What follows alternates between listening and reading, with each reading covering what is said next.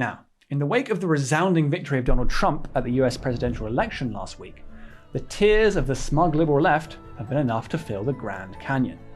Well, everyone enjoys a bit of schadenfreude, but now the question is, what will a Trump presidency mean for America, for Britain, and for the world?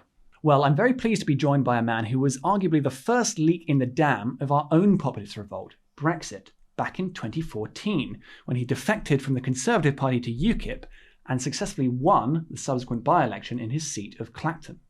He's also the author of several books, including Progress versus Parasites, and he's now the president and CEO of the Mississippi Center for Public Policy. Welcome to The Skeptic, Douglas Carswell. Thank you for having me. Okay, so of course, we're here to talk about the US presidential election, but of course, many of our readers will know you as the MP who defected to UKIP back in 2014. And of course, you've got your America sign behind you there. So I think let's just start with, what have you been doing since being an MP and how did you end up in America? Well, I came to America for two reasons, both pull factors and push factors, if you like. To put it positively, I was drawn to America by pull factors. America is an outstanding country in terms of freedom and liberty. If like me, you believe that freedom and liberty are the motor of human progress, they are, to paraphrase Ronald Reagan, the two things that have elevated our species from the swamp to the stars, then there's nowhere that compares to the United States. It's an exhilarating place to be if you believe, as I do, in freedom and liberty. I also happened to think, after 12 years in the House of Commons in Parliament, that I was sort of in the wrong place. I don't just mean on the wrong side of the Atlantic. I felt I was in the wrong place by being in elected politics, because so often as a member of Parliament, I found that when you're an elected official, you're very constrained by the so-called Overton window, the parameters of what is and what isn't acceptable to discuss. And I felt that actually I needed to move both to this side of the Atlantic, but also to move upstream from elected politics into the think tank world to try to shift the narrative of what is and isn't acceptable politically. And I feel that the United States really is in a league of its own. I mean, if America falls, if America becomes a sort of giant version of California or a sort of North American version of France, then the lights go out everywhere anyway. So I feel that the sort of the fight to defend and preserve American exceptionalism, which underpins human progress over the past 200 years, is vital. I'll be honest, though, I also felt slightly pushed over here. I mean, I spent 12 years as a libertarian, free market, conservative MP. And on the one issue that I would say British governments have got right over the past 30 years, Brexit, I was very much in politics to achieve that. I felt we sort of put the thumb screws on the British establishment, on David Cameron and all the rest of it. We eventually got them to do very begrudgingly and incompetently Brexit. We had to win votes several times to get them to do that. On pretty much every other issue of the day, I would say they've been hopelessly wrong on multiculturalism, on mass immigration, on energy policy, on the environment. And I just sort of felt I wasn't really getting anywhere with them. There's only a certain number of times you can be a member of a conservative party and feel let down by people who aren't fundamentally conservative. And I felt that, the sort of the clown show that the Conservative Party had become wasn't really somewhere I wanted to be around. I was rather sort of fed up of being described as maverick for wanting freedom and low taxes and small government. And I think the final straw for me was probably the lockdowns. I remember sitting under house arrest in my family home in Fulham, and there was this sort of hysterical mob of lunatics clapping for a socialized system of healthcare that wasn't actually functioning, that was making the taxpayer subservient to its needs rather than the other way around. And I think I could see what was coming. I thought this is a dysfunctional body politic and political system, and I didn't want my daughter to grow up in that sort of society where ordinary citizens applaud state bureaucracies. Cycling around London during lockdown, refusing to be told what to do by police and officials. I knew at the time that the reaction to lockdown was totally disproportionate, totally delusional. I didn't want my daughter to grow up in a country run by people like Matt Hancock and Michael Gove, so I left. And so that libertarian politics obviously being quite at odds with a lot of our political culture over here at the moment. And of course, given that, a lot of the reaction to it on the night was pretty much aghast as the results were coming in. I mean, I stayed up through a decent amount of it, and it was quite funny really watching some of the Channel 4 coverage, which was just increasingly anguished with people like Emily Maitlis, in fact, going off in a strop at one point. And so, I mean, as you were watching it that night, what was your reaction? Were you surprised by this? I wasn't certain which way it would go, and I don't think anyone was. And anyone who says they were certain, I don't think really understands how these things work. There couldn't have been certainty. But I was optimistic that we might get that result. I wrote a piece a couple of days before explaining why it was that tens of millions of good, decent Americans were likely to vote for Donald Trump. I wasn't that surprised. I was delighted, though, with the result. I mean, I think the reaction of the old establishment media to the result tells you more about the inadequacies of the mainstream media than it does about anything else. I mean, the fact that they couldn't see this coming is extraordinary.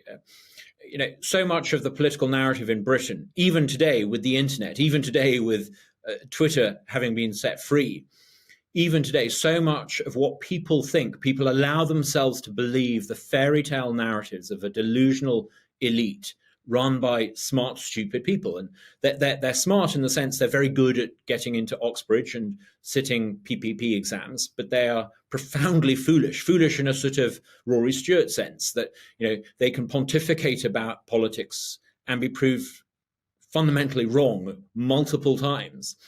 I think what the election really should tell people in Britain is not about America. It's about the need for them to set their minds free. Stop believing the smart, stupid people around you who tell you what to think and what opinions to have. Free yourself from those people. So, and in terms of the implications for American voters and what they think, this seems like quite a decisive rejection of that type of politics, that sort of snooty, oh, you mustn't vote for them, and if you do, you're a fascist, you're a deplorable, you're garbage, that type of politics. Yeah, I mean, don't get me wrong. I think lots and lots of people I know who voted for Donald Trump enthusiastically don't particularly warm to him. They don't think he's the nicest person on the planet. They kind of understand that he can be a bit abrasive. But I think weirdly that's actually part of his appeal. People are fundamentally fed up with inflation. They feel poorer. Lots of Americans. This might seem slightly strange to people in the UK, given that Americans have vastly higher living standards than people on the other side of the Atlantic do. But nonetheless, they feel poorer than they were 1, 2, 3 years ago. And this is because of inflation, because of an insane monetary policy that has debased the value of the dollar in the local grocery store. That's the number one issue. The second issue, I think, is immigration. People just feel it's outrageous that people are allowed to turn up here and claim everything that an American has. People, I think, are fed up with uncontrolled mass immigration. And what I think has really sort of struck them is this idea that no one in Washington was taking these issues seriously. No one was doing anything about it. So the idea of sending a rather abrasive Donald Trump along to DC to shake things up and maybe try and do something about it, I think appealed. I'm not sure people particularly know in detail what Trump is going to do. I think some of the early signs are incredibly encouraging. I don't think they know from a policy point of view in detail what he might do, but they know he'll do something different. They know it won't just be more of the same that America's had for 30 years. And I think that's a big part of his appeal. On the Kamala Harris side, I think you had this rather sort of condescending campaign, which was focused on saying, orange man bad, orange man bad. Fundamentally, Americans aren't interested in what pop stars think about Donald Trump. They can figure out for themselves what Donald Trump is like. I think there are two factors that people haven't really picked up about the election worth dwelling on. One is Twitter. Twitter, now it's been set free and it's controlled by the opinions of people on Twitter rather than the algorithms of a small elite in San Francisco. Now that Twitter's free, you could see through the fairy tale narratives of the leftist establishment, and the really long form podcast. What we're doing now, long form podcast has really come into its own now. And it's really interesting how Trump leveraged that, as Americans would say. He went on, not just Joe Rogan, but Patrick Bet-David. He went big on long-form podcasts because that is where tens of millions of Americans, particularly in their 30s and their 40s, now go to form opinions about stuff. And the left hasn't really cottoned on to this. And I think actually that's one of the untold stories of this election, how Trump utilized long-form podcasts. So in terms of what Trump will get done or otherwise, obviously back in 2016, one of the difficulties he faced was that in terms of the Republican Party, he sort of hadn't really cleared it out of many of the people he would see as his enemies within that party. And similarly, in terms of the Washington swamp, which he had pledged to drain, he kind of made heavy going of that, I think. And or maybe they made heavy going of it for him. But will this time be different? Yeah. I mean, some of the guys I know in Team Trump say this quite openly, that they underestimated the difficulty of getting the administrative state to bend to their will. Part of it was straightforward insubordination. Part of it was simply that bureaucracies aren't responsive to the people at the top of them, a problem familiar to anyone who's observed the system of government in Britain over the past 30 or 40 years.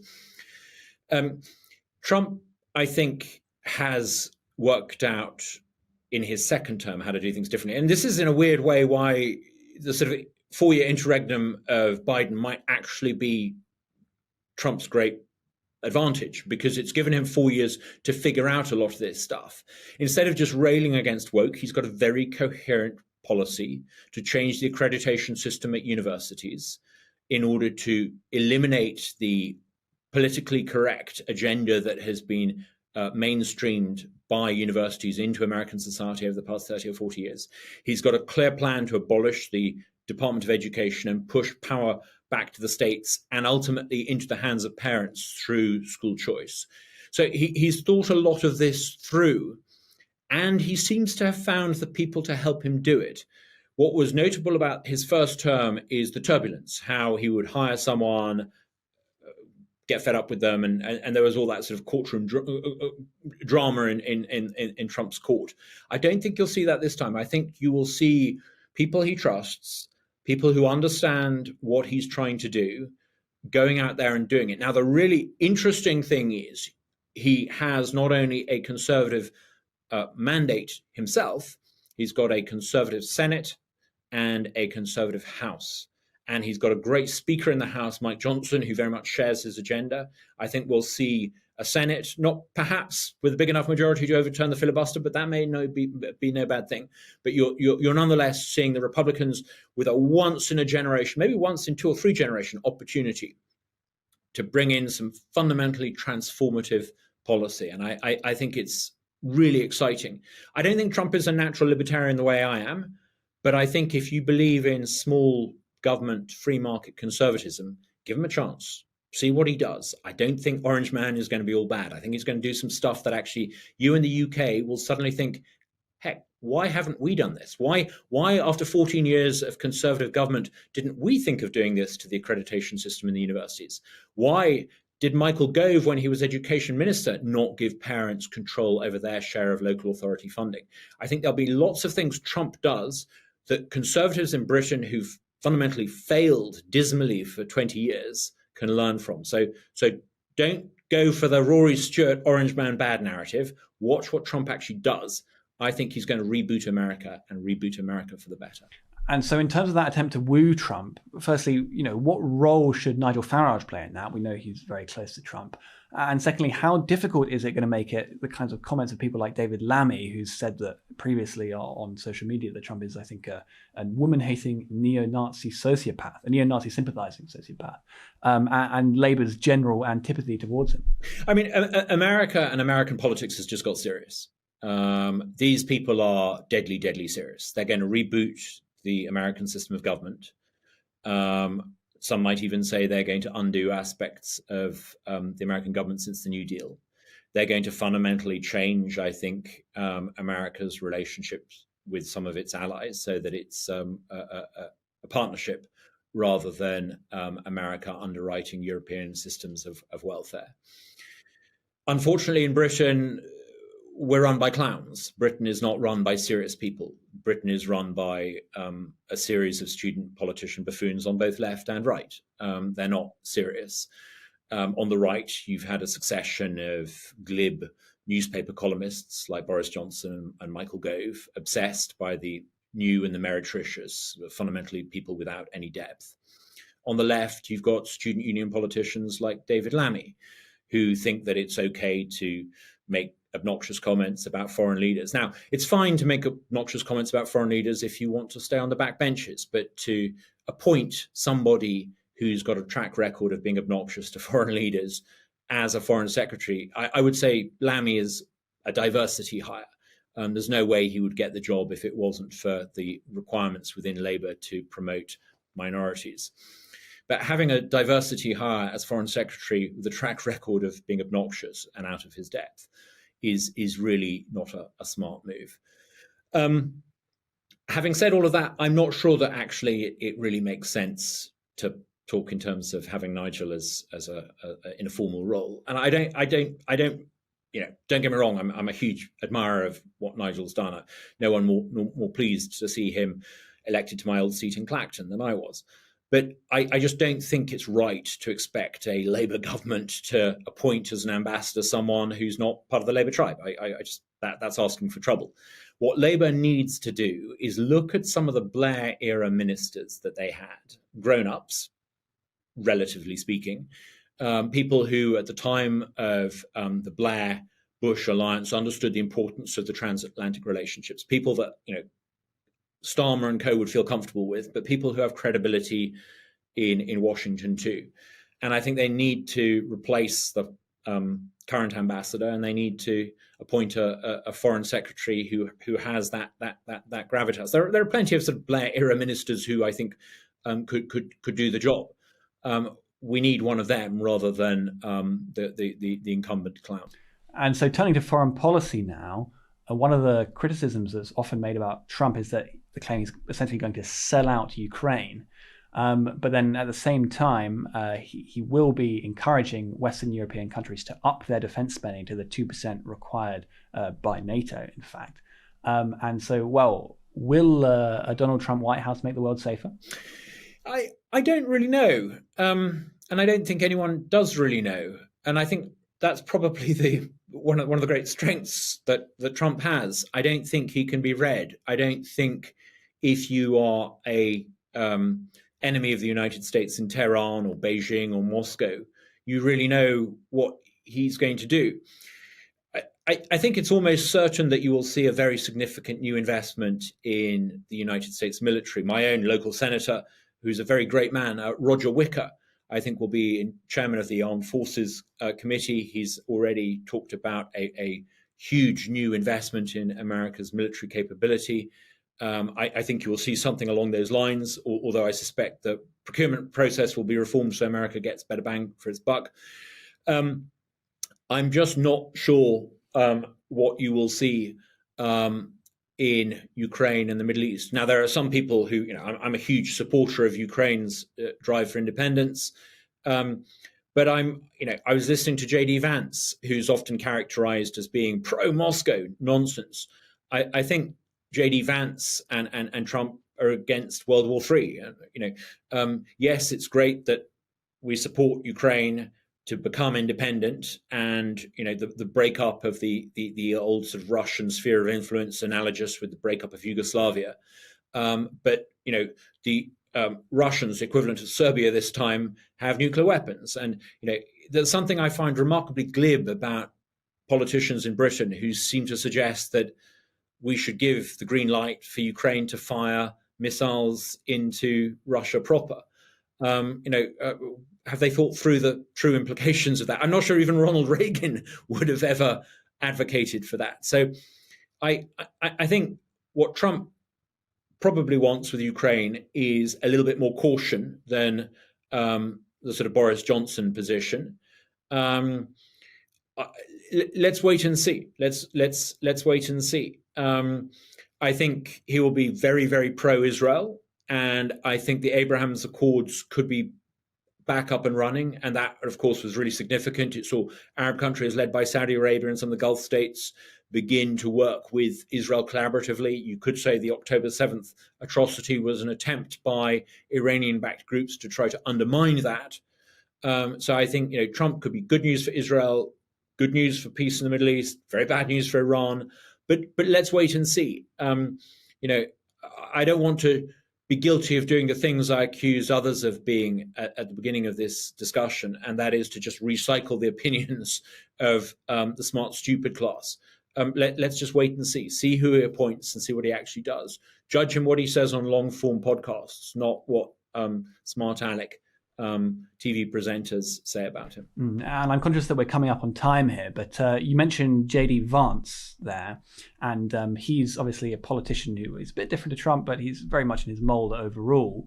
And of course, one of the initial media narratives about Vance was that he was weird. That was the claim. But I think he's quite successfully disproven that in the campaign. He did very well on Joe Rogan, for instance, in a very, he could speak at length on complex issues there, very sort of personably and clearly. And he obviously also did very well in his vice presidential debate against Tim Walz. And so, I mean, how significant is this sort of new generation of politicians like J.D. Vance in cementing Trumpism in the Republican Party beyond Trump? I mean, I'm as guilty of misjudging J.D. Vance as anyone. I had sort of seen the film, read the book. I kind of assumed that he was a bit, I didn't quite buy into this idea.